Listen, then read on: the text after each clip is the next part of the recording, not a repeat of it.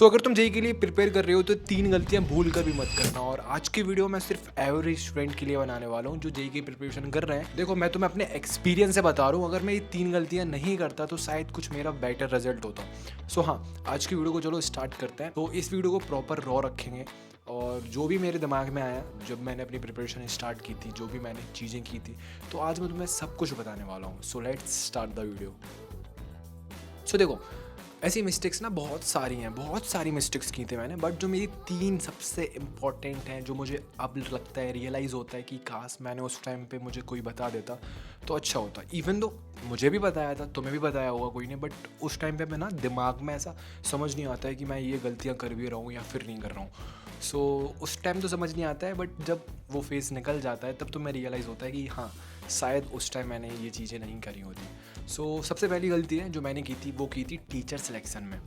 अगर देखो, तुमने कोई बैच ले रखा है या फिर तुम कोई ऑफलाइन भी जाते हो, तो एक चीज़ दिमाग में ये रखना कि तुम्हें जो भी टीचर पढ़ा रहा है, तुम्हें जो भी टीचर से समझ में आ रहा है, सो सबसे पहले तो तुम एक एक लेक्चर देखो। अगर तुम ऑनलाइन पढ़ रहे हो तो एक लेक्चर तुमने उसका देखा, एक लेक्चर तुमने उसका देखा। एक लेक्चर से तुम्हें समझ नहीं आएगा, तुम्हें 2-2 3-3 लेक्चर्स देखने पड़ेंगे, उनके डेमो लेक्चर्स देखने पड़ेंगे। अगर तुम्हें ऐसा लग रहा है कि मुझे इनसे समझ में आ रहा है, मेरी वाइब मैच हो रही है, तभी तुम्हें उनसे पढ़ना चाहिए। मैं तुम्हें सच बता रहा हूँ, वरना फिर क्या होगा कि तुम 2-3 चैप्टर्स कर लोगे। स्टार्टिंग में तो इजी चैप्टर्स होते हैं, बट जब तुम आगे कंटिन्यू करोगे तब तुम्हें समझ में आएगा कि यार ये टीचर से तो मुझे बाई भी मैच नहीं हो रही, मुझे समझ नहीं आ रहा। फिर तुम क्या करोगे, पैनिक करोगे, फिर नए चैप्टर्स पे जाओगे तो नए टीचर सेलेक्ट करोगे। जब नए टीचर सेलेक्ट करोगे तो बहुत ज़्यादा टाइम निकल गया होता है।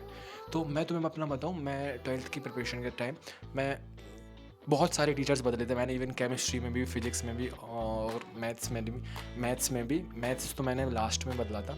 तो सबसे पहली गलती ये कि तुम्हें ज़्यादा टीचर्स पे नहीं जाना है। अगर तुम्हें इनिशियल टाइम में, स्टार्टिंग में ही तुम टीचर डिसाइड कर लो कि मुझे इस टीचर से पढ़ना है और उस पर फिर ब्लाइंडली ट्रस्ट करो, वो तुम्हें जैसा भी पढ़ाए अच्छा ही पढ़ाएगा। सो बस सबसे इम्पोर्टेंट तो यही है कि सबसे पहले अपना टीचर सेलेक्ट करो और ज़रा भी मत सोचो। अगर तुम्हें समझ में आ रहा है उनसे तब भी पढ़ो, नहीं आ रहा है तब भी पढ़ो, बट ऐसा मत करना कि तुमने 2 चैप्टर उनसे किया, तीसरा चैप्टर फिर किसी और से किया।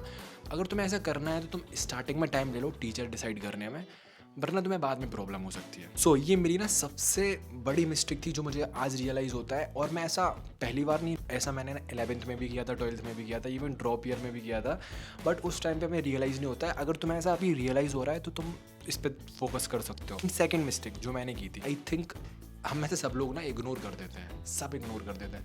मैं तो ये सोचता था कि जब कभी ऐसा रिवीजन करूँगा चैप्टर कंप्लीट करने के बाद तो पूरा नोट्स पढ़ूंगा एंड नोट से ही क्वेश्चन करूँगा, देन उसके बाद PYQ सॉल्व करूँगा, बट ऐसा नहीं हो पाता है। तो मैं तुम्हें यही बताऊँगा कि जैसे ही तुम्हारा चैप्टर कंप्लीट हो, एक चैप्टर कंप्लीट हो गया, तब तुम्हें PYQs पे जाना है DBPs कंप्लीट करने के बाद। और PYQs तुम कहाँ से कर सकते हो? देखो, मार्केट में ना काफ़ी सारी बुक्स हैं, ट्रस्ट में बहुत सारी बुक्स हैं, तुम्हें जो भी अच्छा लगे तुम वो ले सकते हो। बट एक चीज़ याद रखना कि जो भी नए पैटर्न पे बेस्ड है और जो नई चीज़ें, नए PYQs उसमें ऐड हो, वही बुक सेलेक्ट करना। सो देखो, मार्केट में ना काफ़ी सारी बुक्स हैं, बट जितना मैंने देखा है और जितना मुझे पता चला है, सो मैं तुम्हें ये सजेस्ट करूंगा दिशा पब्लिकेशन की न्यू बुक जो अभी लॉन्च हुई है, जिसमें 2002 से 2026 तक के PYQs मिल जाते हैं, chapter wise and topic wise, with massive question bank, जिसमें 15,000 से भी ज्यादा PYQs एंड NVQs हैं। और साथ ही में तुम्हें PRT फ्रेमवर्क भी मिल जाता है, प्रैक्टिस रिवीजन टेस्ट। हर टॉपिक वाइज तुम्हें PYQs और NVQs मिलेंगे, वो भी पिछले 5 साल के ट्रेंड एनालिसिस पे। फॉर टेस्ट तुम्हें 90 मिनी क्विजेस मिल जाएंगे, हर चैप्टर के बाद 3 लेवल क्विजेस हैं। और साथ ही में तुम्हें NCERT लोकेटर भी मिल जाएगा कि ये क्वेश्चन कब आया था। इस बुक में तुम्हें 100% सॉल्यूशन मिलेगा। इसमें तुम्हें सेल्फ ग्रेडिंग सिस्टम मिल जाता है, जिसमें तुम क्वेश्चंस का लेवल अपने स्टिकर्स के थ्रू मार्क कर सकते हो, जो कि तुम्हें लास्ट में गिवन होते हैं। ये बुक्स तुम्हें फिजिक्स, केमिस्ट्री, मैथ्स के कॉम्बो में मिल जाएगी। अगर तुम डायरेक्ट दिशा पब्लिकेशन की वेबसाइट से लेते हो, तुम्हें 40% तक डिस्काउंट मिल जाएगा। और एक्स्ट्रा डिस्काउंट के लिए तो मेरा कूपन कोड यूज कर सकते हो, WebOf40। सो लिंक डिस्क्रिप्शन में दे दिया है, जाके चेक करो। ये मिस्टेक ना मुझे लगता है मैंने सबसे ज़्यादा बार की है और मुझे अभी भी ऐसा रिग्रेट टाइप होता है। वो ये कि देखो, इनिशियल टाइम में जैसे कोई एक चैप्टर चल रहा है, उसका एक लेक्चर हो गया, 2 लेक्चर हो गए, मैंने एक लेक्चर देखा, एक लेक्चर के बाद DBP मिली, मैंने DPP सॉल्व की, दूसरा लेक्चर हो गया, DPP मिली, मैंने DPP सॉल्व की। बट ऐसे ऐसे ना 7-8 लेक्चर हो जाते हैं और DPP मिलती जाती है, तो लेक्चर वो चैप्टर्स की ना ऐसा वो कह सकते हो तुम डिफ़िकल्टी ना बढ़ती जाती है। तो जैसे ही डिफ़िकल्टी बढ़ी, डीपीपीज़ और टफ होंगी, तो मैं फिर उनको सॉल्व नहीं करता था। मैंने एक लेक्चर किया, उसकी डीपीपी की 2 3 4 तक ज़्यादा था, उसके आगे नहीं ज़्यादा था। मुझे ये लगता था कि अब कुछ नहीं आ रहा है समझ में चैप्टर को, अब नए चैप्टर से वापस से स्टार्ट करेंगे। और जब वो चैप्टर कंप्लीट हो जाता था सिर्फ लेक्चर और नोट से, मैंने डीपीपी नहीं सॉल्व की। स्टार्टिंग की 2 3 डीपीपीज़ मैं सॉल्व करता था, बट जब चैप्टर ख़त्म हो जाता था मुझे लगता था कि जब मॉक आएगा, जब मॉक टेस्ट होगा या फिर आगे चल के मैं कभी इसको रिवाइज़ कर लूँगा, बट वो टाइम ट्रस्ट मी वो कभी भी नहीं आता है। सो ऐसे करके मैं फिर एक्साइटेड हो जाता था कि भाई अब तो नया चैप्टर स्टार्ट होगा, मैं नए चैप्टर से पूरा कॉन्स्टेंट मतलब अच्छे से फोकस करूँगा, हर लेक्चर के बाद रिवीजन करूँगा, डीपीपी भी लगाऊंगा। बट ट्रस्ट मी ऐसा नहीं हो पाता था। अगर मैं तुमसे सच बोलूँ तो मैं ऐसा करना चाहिए, तुमने जैसे लेक्चर हुआ, लेक्चर को देखने के बाद तुमने डीपीपी सॉल्व की, दूसरा लेक्चर देखा उसकी डीपीपी सॉल्व की, ऐसे रेगुलर बेसिस पे करो और रिवीजन करो। तुम 1 2 लेक्चर तक तो कर लोगे, बट जैसे लेक्चर्स 12 13 14 होने लगेंगे ना, तुम नहीं कर पाओगे, क्योंकि इतने सारे नोट्स बन जाते हैं, इतने सारे, तुम्हें लगेगा कि अब तो जैसे ही चैप्टर कंप्लीट होगा तब कर लेंगे। सो ये सबसे बड़ी गलती है जो मैंने की थी। अगर तुम 2x पे लेक्चर देख रहे हो, सबसे पहली बात तो मत देखना, वो तुम्हें रिवीजन के टाइम देखना।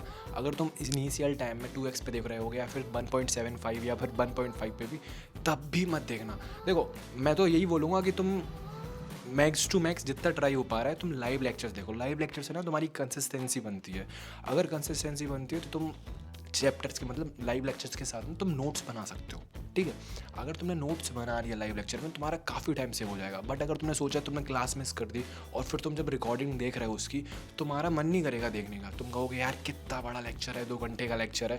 तुम उसको 1.5 पे या 1.75 पे देखोगे और फिर नोट्स बनाओगे, और जब तुम नोट्स बनाओगे तुम सिर्फ नोट्स ही बनाते रह जाओगे, तुम्हें चैप्टर का कुछ समझ नहीं आएगा। ऐसा लगेगा कि वीडियो सिर्फ चल रही है, मेरे दिमाग से ऐसा निकल रही है बातें, बस मैं नोट्स बनाने पर फोकस कर रहा हूँ। ये जो सबसे बड़ी मिस्टेक है। अगर तुम्हें नोट्स बनाना है तो अगर तुम स्पीड पर देख रहे हो तो आई थिंक तुम्हें 1.25 या फिर 1.5 पे देखना, और उसके साथ नोट्स बिल्कुल भी मत बनाना। नोट्स बनाना तुम बाद में पीडीएफ से, तो वो बेटर रहेगा। बट मेरा सजेशन तो यही है कि तुम जितना हो सकता है उतनी लाइव क्लासेस देखो। लोग बोलेंगे कि भाई लाइव क्लासेस देखने में ना बहुत टाइम वेस्ट होता है। ये तब होता है जब तुम एक बार एक चैप्टर को कर चुके हो। अगर तुमने नहीं किया, तुम पहली बार कर रहे हो, तो सबसे बेस्ट वही होगा, उससे बेस्ट बेटर कुछ नहीं होता है, क्योंकि तुम लाइव क्लास में ही नोट्स बना सकते हो।